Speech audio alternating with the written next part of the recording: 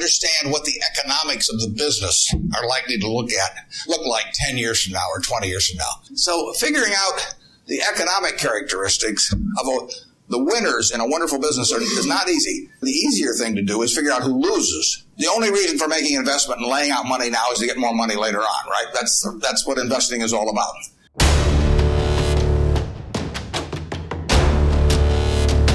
Defining your circle of competence is the most important aspect of investing. Only should expect to make money in things that I understand. And when I say understand, I don't mean understand, what the product does or anything like that.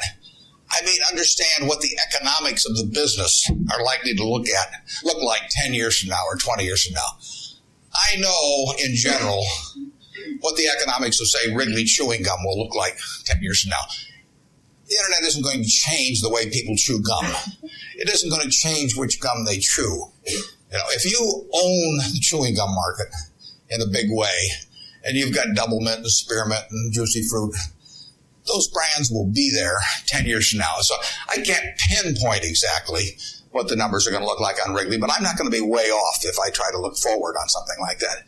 That evaluating that company is within what I call my circle of competence. I understand what they do. I understand the economics of it. I understand the competitive aspects of the business. There can be all kinds of companies that have wonderful futures, but I don't know which ones they are. I've given talks in the past where I carry with me a 70-page, tightly printed list, and it shows 2,000 auto companies. Now, if at the start of the 20th century, you had seen what the auto was going to do to this country, the impact it would have on the lives of then your children and grandchildren and so on. And it transformed the American landscape. But of those 2,000 companies, 3 basically survive. And they haven't done that well many times.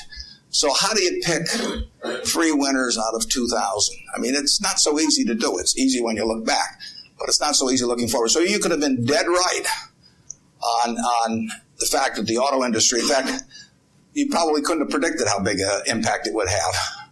But you wouldn't have, if you bought companies across the board, you wouldn't have made any money because the economic characteristics of that business were not easy to define. I've always said the easier thing to do is figure out who loses. And what you really should have done in 1905 or so, when you saw what was going to happen with the auto, is you should have gone short horses. There were 20 million horses in 1900, and there's about 4 million horses now. So it's easy to figure out the losers. The loser is the horse. But the winner was the auto overall. But 2,000 companies just about failed. A few merged out and so on. There were 3 companies, auto companies, in the Dow Industrials in the 1920s and 30s. Studebaker, Nash Kelvinator, and Hudson Motor. Now, those names are all familiar to me, and maybe some of them are familiar to you, but they're not making any cars. They didn't make money. And yet at one time, they were in the Dow 30. They were the aristocrats of American business, and they got creamed.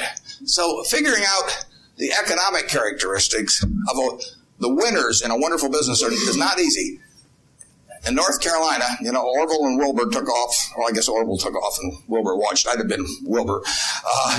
But if you could have seen the future of the airline business from that point forward and how that would transform things, it would have blown you away. And it's excited people, incidentally, ever since.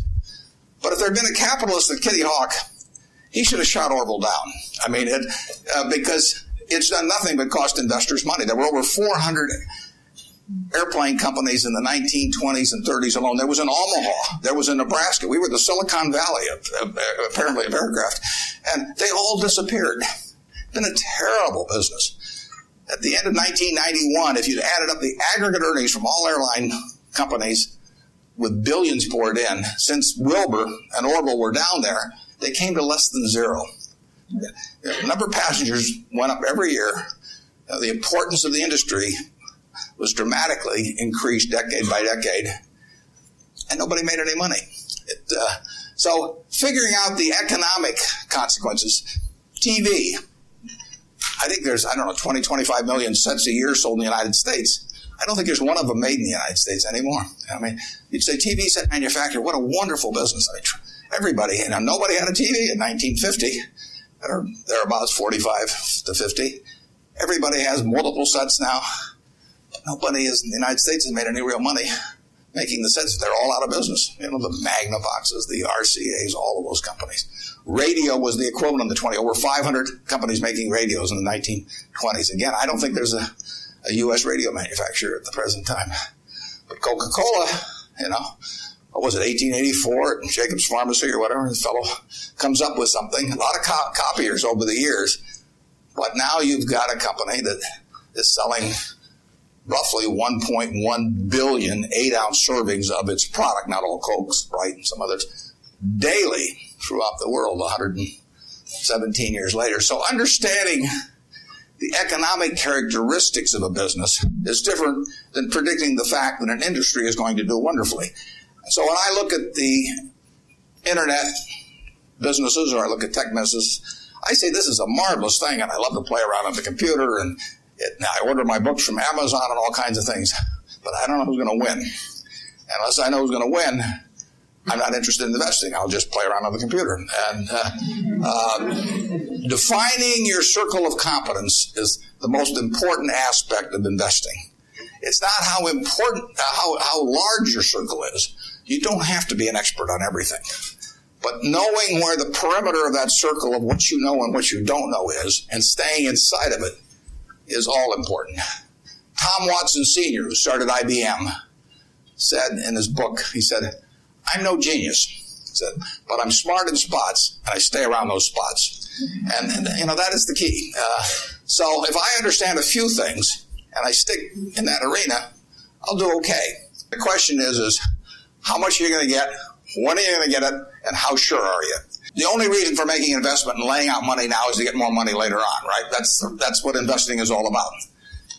Now, when you look at a stock, when you look at a bond, so it makes the United States government bond, it's very easy to tell how much you're going to get back. It says it right on the bond. It says when you get the interest payments. It says when you get the principal. So it's very easy to figure out the value of a bond. It can change tomorrow if interest rates change. But the cash flows are printed on the bond. The cash flows aren't printed on a stock certificate. That's the job of the analyst, is to print out, change that stock certificate, which represents an interest in the business, and change that into a bond and say, this is what I think it's going to pay out in the future. When we buy, some new machine for Shaw to make carpet, that's what we're thinking about, obviously. And you all learn that in business school. But it's the same thing for a big business. If you buy Coca-Cola today, the company is selling for about $110 to $15 billion in the market. The question is, if you had 110 or 15 billion, you wouldn't be listening to me, but I'd be listening to you incidentally. But the question is, would you lay it out today to get what the Coca-Cola company is going to deliver to you over the next 200 or 300 years? The discount rate doesn't make much difference as you get further out. And that is a question of how much cash they're going to give you. It isn't a question of, it isn't a question about how many analysts are going to recommend it or what the volume in the stock is or what the chart looks like or anything. It's a question of how much cash it's going to give you. That's the only reason. It's true if you're buying a farm. It's true if you're buying an apartment house. Any financial asset. Oil in the ground. You're laying out cash now to get more cash back later on. And the question is how much are you going to get? When are you going to get it? And how sure are you? And when I calculate intrinsic value of a business, when we buy businesses, and whether we're buying all of a business or a little piece of a business, I always think we're buying the whole business because that's my approach to it. I look at it and say, what will come out of this business and when? And what you really like, of course, is them to be able to use the money they earn and earn higher returns on it as you go along. I mean, Berkshire has never distributed anything to its shareholders, but its ability to distribute goes up as the value of the businesses we own increases. We can compound it internally. But the real question is, Berkshire selling for, we'll say, 105 or so billion now.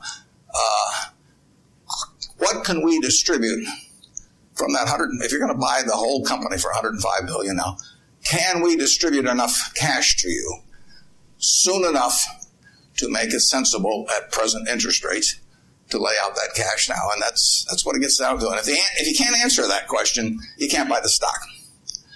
You can gamble in the stock if you want to, or your neighbors can buy it. But if you don't answer that question, and I can't answer that for internet companies, for example. There are a lot of companies, there are all kinds of companies I can't answer it for, but I just stay away from those.